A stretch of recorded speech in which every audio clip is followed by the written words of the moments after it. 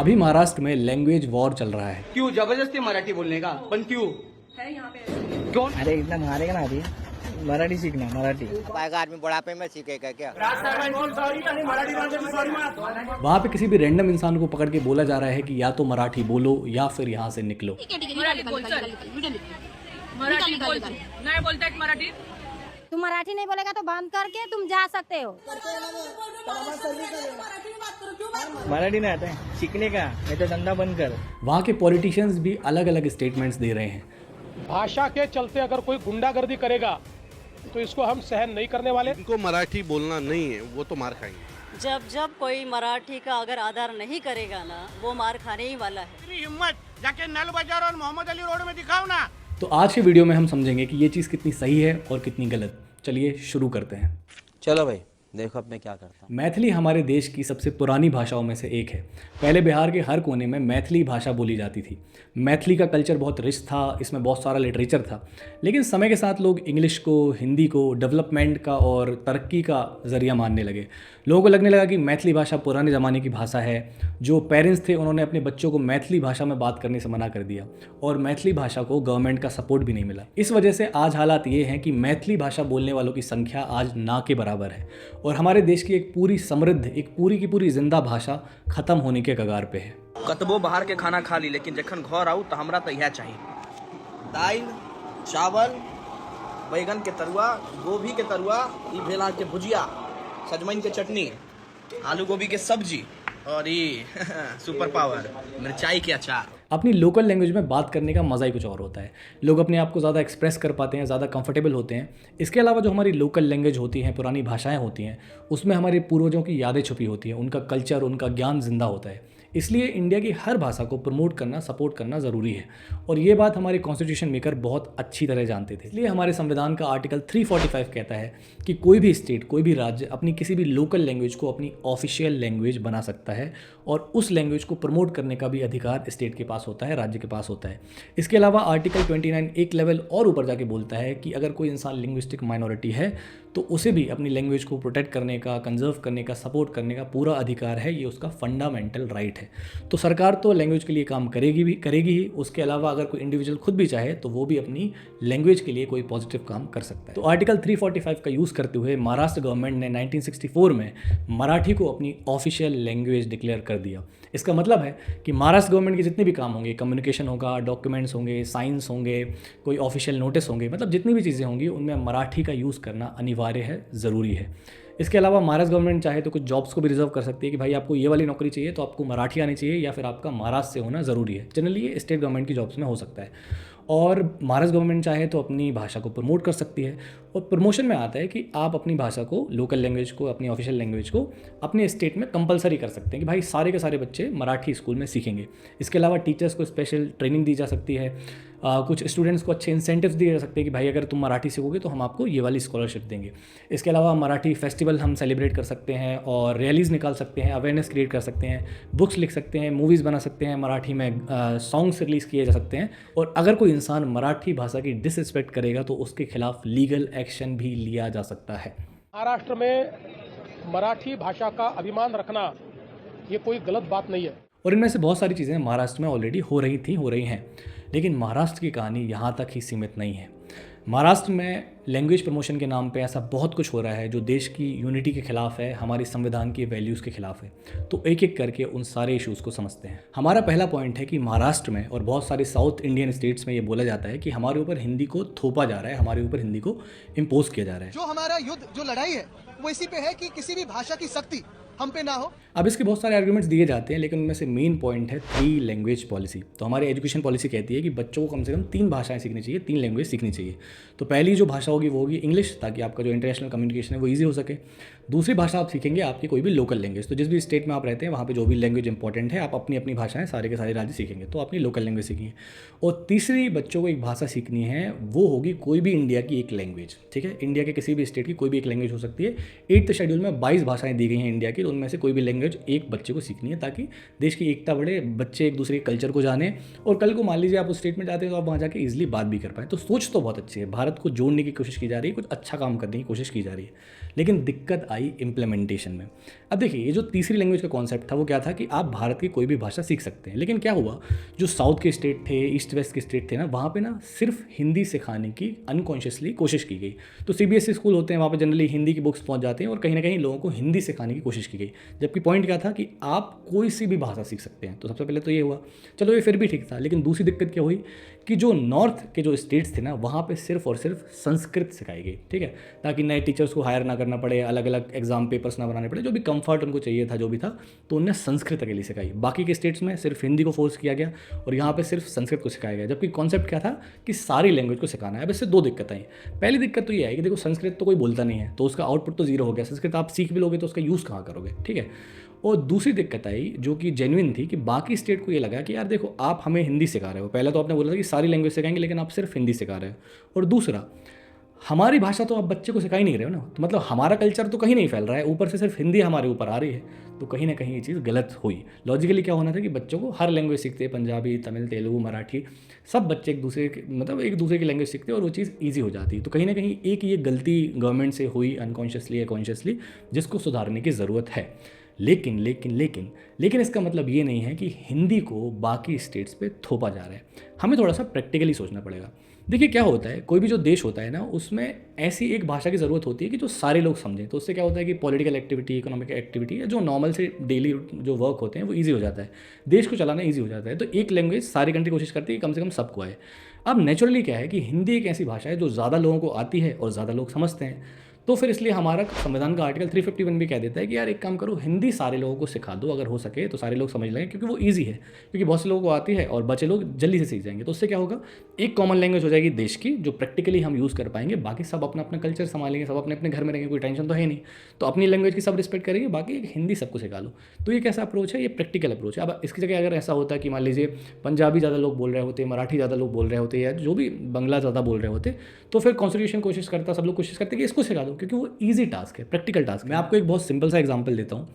देखिए, बॉलीवुड इंडस्ट्री है, बहुत पुरानी है, महाराष्ट्र में है, लेकिन वो ऑलमोस्ट जो सारी मूवीज़ बनाते हैं वो हिंदी में बनाते हैं, गाने बनाते हैं वो सारे हिंदी में बनाते हैं।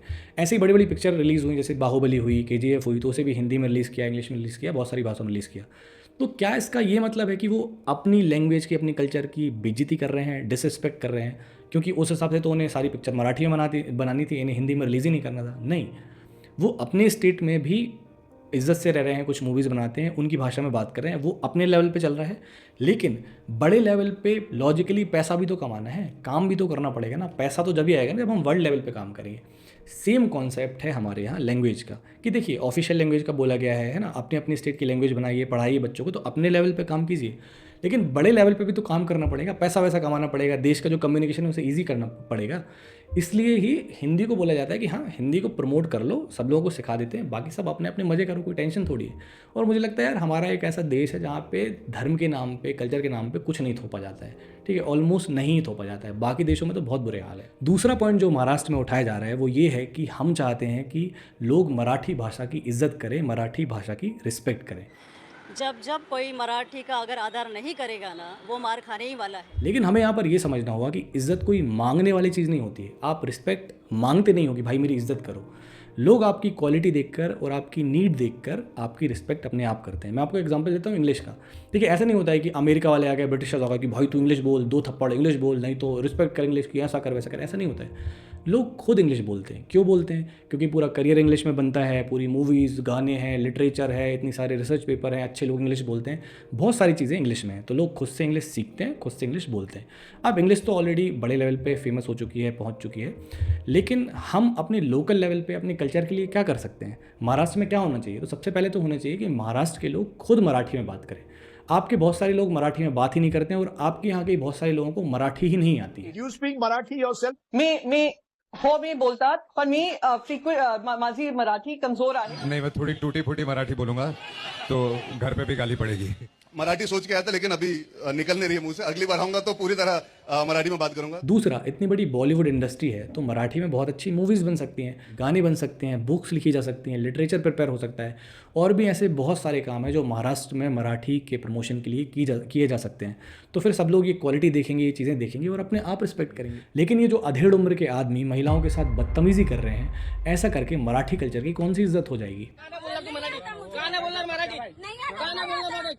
महाराष्ट्रात कशाला राहते? महाराष्ट्रात कशाला राहते? महाराष्ट्रात कशाला राहते तू? मेरी मर्जी से रहती मग निघायचं आता इकडनं काय डे बोलो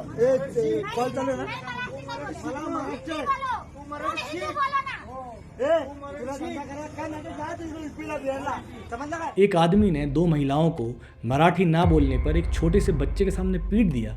ये कौन सा मराठी कल्चर सिखाता है? मुंबई के डोंबिवली में 2 महिलाओं के साथ मारपिटाई की गई। वजह, महिलाओं ने मराठी में नहीं बोला। एक आदमी खड़ा था, उसको बोला एक्सक्यूज मी बोलते बराबर वो पलटी हो गए। गाड़ी के पीछे में बैठी थी, छोटा सा बच्चा लेके 9 महीने का, उसका चेहरा उसने नोच लिया। एक गरीब इंसान जो आपके यहाँ पे 2-4 पैसे कमा रहा है, वो मराठी कल्चर के लिए क्या खतरा हो सकता है? उसको पीट के आप कौन सी इज्जत कमा लोगे?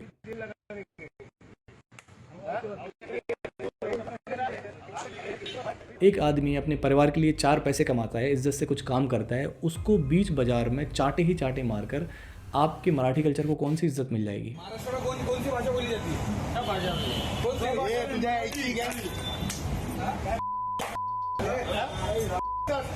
एक इंसान आपके देश की राजधानी से आपके यहाँ पर मेहमान बन के एक दिन पहले आया है और आप उससे बोल रहे हैं चाहे तू दिल्ली से आ, चाहे तू पाकिस्तान से आ, मराठी बोल या फिर हमसे बात मत कर।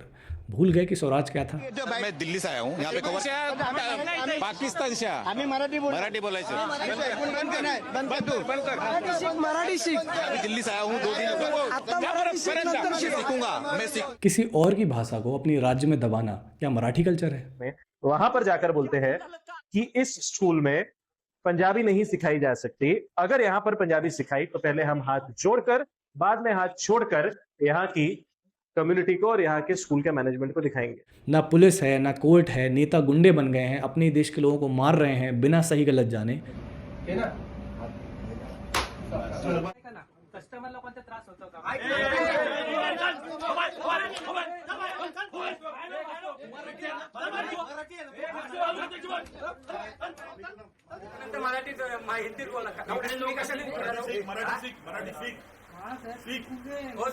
ऐसे सरेआम संविधान की धज्जियां उड़ाकर आप कौन सी इज्जत कमा लेंगे?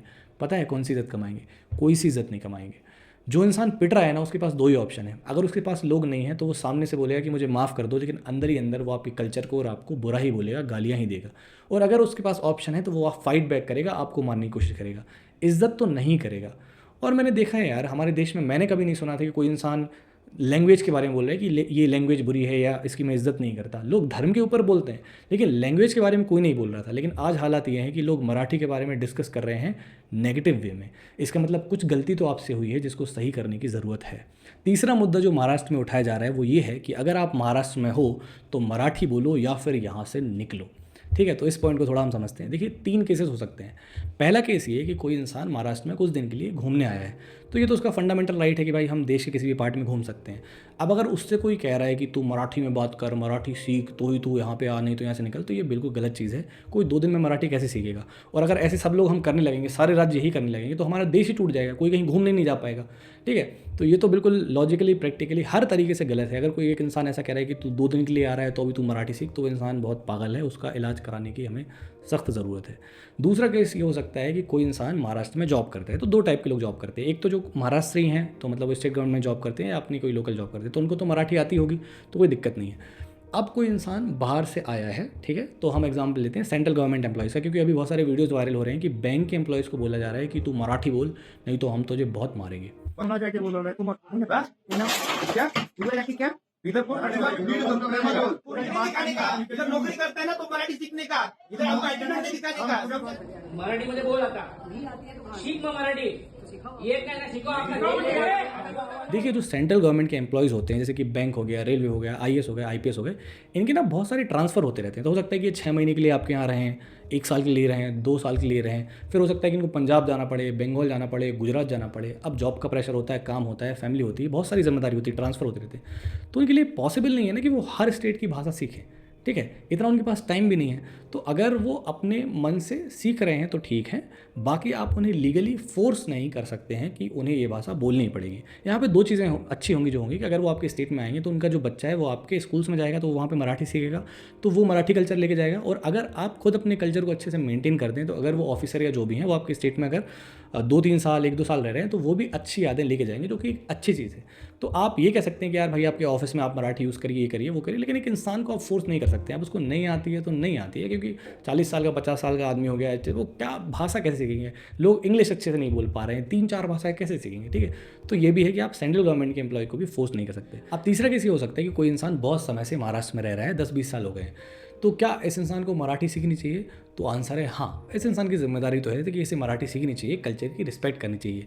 लेकिन अगर मान लीजिए वो किसी कारण से नहीं सीख पाता है, तो क्या इसका ये मतलब है कि आप उसको मार के, पीट के, थप्पड़ मार के कहीं से भगा देंगे, निकाल देंगे?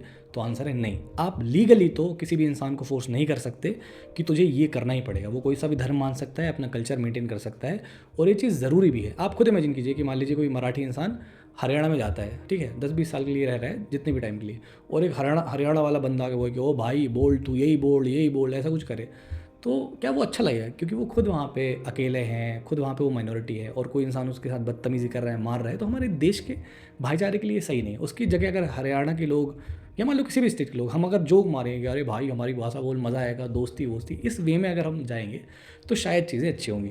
तो अगर मुझे लगता है कि इज्जत से सब एक दूसरे से बात करेंगे तो लोग सीखेंगे, क्यों नहीं सीखेंगे?